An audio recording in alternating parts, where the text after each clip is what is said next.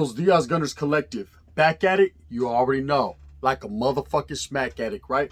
And as you can tell by today's thumbnails, Simón, cabrones, we're going to talk about the best cellies I ever had.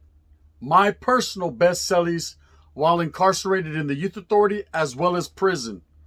You know, everybody has cellies. Some you don't like. Some you're like, fuck it, man. I could deal with this individual, I guess. Hey, at the same time, I'm really not trying to, but I guess I have to. Yes, you have to. You can't dictate who administration puts in your fucking cell. Now, sometimes you got a little bit of hoo, you got a little bit of juice, and you can kind of do some moving and grooving, you know. But for the most part, you got to deal with who you're stuck with, and that's the way it is. Now, that proper cell etiquette, having a good cellie, man, goes a long way. See, everybody does different tiempo. Everybody does different time. Everybody likes different things. And in Menudo style, in a direct fashion, we're going to get straight to it. I'm going to tell you about the situations I found myself involved in and some real life good motherfuckers that I was celled up with. And at the same time, I was scared. It was all good. Bang, bang. So check out, when I was in CY, we didn't do much cell living. Now, when I was in Fred Cellies, we did have cells. And once upon a time, over the rainbow, I got put in a cell, right? This was on Madison, compa, and this was like a month prior to me actually leaving Fred Cellies. So I had been there 2.5 years before I had ever fucking got into a cell. I thought I was doing big things. I got a cell, man. Hey, watch, I've been here, right? Been here, I've done that. And so they gave me a cell. Now, every time being in the oil, being in the cajas, what they called it, the box, you were celled alone, right? So I never had a cellie then. So I didn't know really what it was about having a cellie. So I get a cellie, and my cellie is actually a vato named Snoop from A. Trey Hoover, right? And I think I've told a story about him and one of the best fighters that I ever seen. This vato had major hands, but me and Snoop automatically, Holmes, the sparks were flying, Holmes. We were cool. He was good gente, man. He had good war stories. I had good war stories. We kicked it, man. He was one of the better cellies I ever had. For being the first cellie that I ever had, it was cool because I didn't get one of those fucking fucked up, smelly, dirty, yay type fucking cellies where I was like, oh man, I'm cool. I ain't trying to do cell living. It wasn't nothing like that, man. This individual was cool. This individual carried himself righteously. He was very clean. I mean, it just was all good in the neighborhood. Like I said, we'd kick back. He had the righteous stories to tell. I would tell my stories. We'd shoot the shit back and forth, man. Watch the little tubo that we had. We had a little fucking beat up old TV. It was about this big. Said it was an old caja. It was cool though. And we'd kick back. We liked a lot of the same music, so the music was bumping in there. We'd do a little workout. We weren't on no burpees, but we were on those pooch-ups. Oh my. We were getting ours, man. And him being an Africano, people would trip and say, hey, you guys were selling up. Yes, being from up north, we were allowed to sell up with Africanos. Again, like I said, the administration put you with whoever the fuck they wanted to put you with. So they actually did put us together, man, and it was actually a good mix, man. We got along very good. We became good friends. Shout out to my boy Snoop from A. Trey Hoover. He was a real one, man, and I appreciate the ins and outs of the etiquette of cell living, man. He taught me how to do the cell, you know, just basically the roundabouts of how to live in a cell, and it was all good in the hood. Now, as I grew up and I went to Preston, of course, I was in dorms, never did cell living, so I never got to enjoy that. And of course, I end up going to Carl Holton, which is another California Youth Authority institution. And right when I got there, immediately I was placed in the dorm, but fucking it didn't take but a couple months for me to get a cell. The homeboys had juice there. We were the predominant group there, being the norteños. So the homeboys could kind of wheel and deal and wiggle and do whatever they had to do to make sure that you got where you wanted to get. And my cellie in there that I had, it was one of the best cellies, was the homeboy Turtle from San Fran Michon. Rest in peace, 22nd and Bryant. And I've told the story, the Pinky and the Brain story. If you haven't heard it, man, refer back to one of my fucking videos. Can't call which one. You got to look at them all. And you'll see the story that I told about him. But he was a righteous dude. I remember him coming into the cell. I was already cell living by myself. And he came in, and I remember he was very quiet, but just a good homeboy, kind of tall, thin homeboy. I got at him, hey, homie, where you from, man? Because I didn't really know this individual. We were so deep on this compa that there were norteños on the unit that you didn't even know. That's the true story on it. That's the facts, right? This motherfucker comes in, I say, where you from? Homie's 22nd and Bryant, San Fran Michon. They call me Mr. Turtle. Orale, home, shook his bicep. It was all good. We had the special handshake we did, the secret squirrel shit, YA games, right? And it was all good. And I remember he was just a very quiet individual, liked to draw, liked to do his thing. And that was probably some of the best cell living I ever did because I could do whatever I wanted. The vato was very quiet. He was very, very clean, didn't say too much, didn't ask too many questions, didn't tell too many lies. Sometimes I thought I was in there by myself. You know what I mean? What's going on here? Where's Turtle? Tortugas was real quiet on the bunk like this, posted, right, doing his thing. Okay, so he was one of the better cellies I ever had. And then I gravitated. He ended up leaving. He ended up paroling, and I told the story about how he shot a little acid back, man. And so we were flying high. But then another homeboy came in as my next cellie, and this was the best cellie I've ever had to this day in my life, and that was the homeboy Shorte de Casitas, Salas, little Shorte. That was my boy, right? We got so close, in fact, that I ended up picking the vato up when he got out of CYA the day he paroled. I was right there to pick him up, man, because that's my boy. It was like this. It was like knife to butter. Sasuke was like putting your sock onto a fucking crusty foot, man. We were dead on, homes. We were good. This was the homeboy. And the funny thing is, we didn't even know that his taita in OH Clothes, where he had came from, was actually my best friend. My homeboy BB from Dead End, from Merced. Them two were taitas over there. And it was funny how he came over here and to Carl Holton, and he ended up becoming my taita. We were just fucking close homeboys. We knew each other's families. We got to talking about each other's families. We did a lot there. And I'm telling you right now, when you have a cellie like that, that you become brothers, right? You become familia, even closer than your own righteous brother. Being that you guys are both going through hardships, you guys are both going through struggles, you both got that same mentality. We had that same exact mentality. We were striving young-ass norteños down to wiggle, down for the cause, and both we had an outspoken voice. But we like our voices to be heard and felt, right? And him being from Salas and Casitas, I could soak a lot of knowledge and a lot of education, because these vatos from Salas were laced differently. These vatos were very educated when it came to the northern plight. So he gave me a lot of my education, man, and I appreciate that from the homeboy, and he was righteously doing his thing. This was the best cellie I ever had. Not only did I grasp a lot of education, a lot of the ins and outs of real gang life living, because you got to understand, I was a youngster. When I got there, all I knew was fight and not flight. Right, but this vato told me the ins and outs of the get down, and I appreciate that. But not only that, man, we were just cool. We used to joke around, clown, have a good time. We used to bust our spreads. Sasuke was on point. When I was hungry, he was hungry. When I was starving, he was starving. We struggled and starved together, and we ate together. Now, that's one thing I would tell you. If you have a good cellie, a righteous cellie, you don't fucking eat in front of your cellie and he starves. Oh, no. It can get ugly very fast, right? You got to eat together. Everything I had, my locker stood open to the homie. His locker stood open to me. Now, of course, I wasn't going to just go in there and grab a sopa without him knowing. But at the same time, man, there was no closed or locked door. No locked doors. There was no locked doors in there. There was no closed cabinets. Everything was everything. It was ours, canalito. We did it together, right? And this was the get down. This is why he was such a righteous individual. He never turned his back on me. We had an unspoken rule, and this is another unspoken rule in the game. If your cellie gets into it with someone out there, you back his fucking play. No questions asked, man. If he's going to the oil, well, guess what, Sasuke? You better make room for me, because I'm going to the oil as well. And it was likewise, went both ways. He knew if that I got into some type of situation, he was going to run up, because I was a cellie, and you always have your cellies back. Now, of course, if I'm out there acting like a baboso and do some stupid shit and getting myself caught up in mixes and I'm a J-Cat, well, then he's going to leave me where he found me, right? But at the same time, we both knew each other enough to know that neither one of us were like that. We were both righteous individuals that were striving, and we were going to put it down if we needed to. Of course, it never came to that point. In Carl Holton, it was a northern stronghold. There was nothing but canales and homeboys, and it was all good in the hood. We relaxed, did our thing, man. And like I said, we became so close, and our familias became so close that I actually picked this vato up the first day he got out, took him to his pad in Gonza, and it was all good in the hood. We were mobbing. The mobilization was real.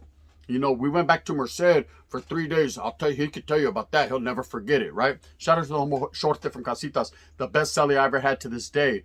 Well, then I end up moving on and graduating to La Pinta, right? And I get to prison, man, and I get to Tracy, DVI, Dual Vocational Institution. And of course, you get there, and these are fucked up ass cells, beat up from the feet up. The water is brown, blackish. It looks like coffee, only it's not going to tweak you out. If anything, it's going to fuck you, give you the bubble guts, right? And it's just a dirty situation, man. If you look around that cell, the windows are busted out. Every fucking light socket is pulled where vatos are making stingers and trying to pop sockets. It's just, the paint is peeling. There's graffiti on the wall, Sasuke. You feel like you're living in a dungeon, and in fact, that's what you are living in, right? So if you get a good cellie, man, you righteously want to hope that motherfucker stays there with you. Now, this being a reception, people are coming in and out. Everyone's getting there at different times. Now, I had 2 good cellies while I was there. The rest were and a couple were right? But I had 2 good cellies, and I'm going to give righteously the respect to one of them right now, and that was the homeboy Cisco, the Sunnyvale. Shout out to that 408. Shout out to Sunnyvale. This homeboy right here, man, we would kick it. He had a deep-ass voice and a smiley-ass face. I remember he used to lay like this on his bunk. It was rolled up, the mattress. And I used to be like, you know, you're not supposed to be laying down. He said, hey, man, I'm just trying to kick it, homie, right? We were good, man. I was lacing him up, educating him. He wasn't really up to par at that point in time with his education. By the time I left that cell, that vato could have been a fucking maestro. It was all good. And he still liked to listen to my war stories. That's one thing about me. When you're doing time, man, you got to find ways to pass the time besides just working out. The burpees were being had. The burpees were fucking going down. There's no doubt about that. But in the downtimes, because you don't have a TV and DVI, you need to figure out ways to keep the shit going, right? So I would tell him war stories. He would tell me war stories. And I remember he used to be like, God, I like listening to your war stories. It's like being in a movie, right? You should be an actor when you grow up. So I was scared. That dream is not yet done. But we used to chop it up. He was one of my better cellies, man, because the guy adhered to what I said. Not did he listen and that I punked him or anything like that, but he listened as being a younger homeboy, and I was educating him, man. He grasped the education. Now, you hate when you're trying to educate someone into the norteño plight or to anything you're talking about, man, and they're all ears, but they ain't hearing shit, right? These are the people that you're like, fuck, bro, I could do without this individual. But this vato was all ears, man, listening, grasping the education, and we were just up to par with each other, man. When it was fishing time, he would post. When he was doing his thing, I would post. We were, like I said, work out together. The get down was real. And I appreciated that, man, as being one of my first cellies ever in DVI because we were going with the flow. Everything was good. And like I said, man, he was just a cool ass cat. Never gave me no problems. I never gave him no problems. And this is what you want in prison. This is what you want in your life. So you don't want no baboso that goes in there shedding hair everywhere, farting, and fuck that, Holmes. You better fucking do it. Moving, do it. Fake a heart attack. Well, my heart, my guard, right? Do it. I don't give a fuck how you do it, but do it fast and do it pushing. Now my next cellie, man, that I had, Cisco ended up leaving, right? Cisco ends up leaving. They ship him out. I don't know where they shipped him out to, but he ended up fucking getting on down the road. And I was like, damn, Holmes, now you're playing Russian roulette. Now you're playing the lotto. Because you never know who's going to come into your cell, what's their instincts, what they're thinking about, if they're going to take flight, if they're not trying to be there, so if they're fucking going to go into convulsions. You don't know what you're dealing with. So like I said, it's like playing the lottery. Whatever you get is what you got. Right? So everyone is apprehensive. Everyone's like, fuck, bro, a new cellie. Because now you got to adapt. You got to learn their ways. They got to learn yours. And it's just a whole rebuilding process after you just done did it. It's a repeat thing over and over and over again, especially when you find yourself incarcerated for several years. But the next vato that I get in my cell, man, happened to be from Merced County, was the homeboy Mr. Vico. Shout out to the homeboy Vico from Planeta. Right when I said, where you from, homie? Right when he was at the door, I was trying to figure out, get in where I fit in before he even came in. Where you from, homie? He was like, Planet. Gang bang. I already knew it was all good in the hood. It was all love. Me being from Merced, him being from Planeta, Planet, Merced County, very close, 5 minutes away. It was all love. He got in. He had a little bit of a different stilo, man, but we got along just fine, just based on we were from the same county, and we already knew what time it was, man. We had the 209 intentions, 209 different ways to do vicious things, man. We were kicking back. Hey, man, it was on and cracking, man. Back at it like a smack addict, right? We were just chilling. One of the better cellies I ever had, just based on this vato's level of intelligence, was by far very up to par. He had been locked up, been incarcerated several times, so he already knew the get down. He was actually a pinto, a young pinto. Yes, being a younger individual, but a pinto nonetheless, right? A vato that had been around, had hit several yardas, so he was telling me stories about different homeboys on different yardas, removals, things of that nature. Just opening my fucking mente to things that I didn't know about or things that I've seen. We were correlating stories. We knew a lot of the same people from the calles, so it was good, man. We were living the glory days, vato. Orale. How you say it? Glory. Word of the day. Not glory hole, fucking vatos, glory days, right? So we were doing that, and everything was good in the hood. These are some of the best cellies I ever had. Okay? Now, I've talked about fucking some of the most fucking basura, garbage, caca cellies I've had. And I like to forget about those. But when it comes to some of the better cellies, man, these are things you don't forget. These are things you appreciate as being incarcerated. Being incarcerated, you don't have much. You have what little bit they fucking give you and what little bit you can get on cantina. For those of you that don't know, cantina means commissary, right? You get your little packages when you're in prison. You get your little commissary. Every once in a while, you get a letter with a couple pictures, and you hold on to these motherfuckers like they're treasures. This is all you have. So a good cellie makes the tiempo go by faster and makes the time go by better. And like I said, you become canales. Now, I feel for these vatos that are doing life, and I know a lot of these vatos that are doing vida, they got the LWAP, or they're doing plenty of years, like to get one cellie, hold on to that vato, and then motherfuckers stay cellie for years. I actually was on Yarra and Corcoran. I seen these two vatos. They were celled up for 32 years, bro. You know what I mean? In various prisons. They went from one prison celled up and maybe had a brief fucking breakup to make up. And they both got put on another Yarda and they actually celled up immediately together. So they have been doing this cell living together for 30-some years. It was like looking at the same vato. These vatos' mannerisms, the way they carry themselves, the way they dress, the way they comb their fucking whip. Everything was the same. They listened to the same music. Everything was the same. It was like talking to the same guy, pero twice. It was like you had a twin. It was like Danny DeVito and Arnold. So let's get twins. You know what I mean? One was small, the other was tall. One was fat, the other was skinny. One was dumb, the other one was dumber. It was what it was, but at the same time, they were righteous individuals, man, and they were set up for so long. They started to grasp each other's characteristics and run with them.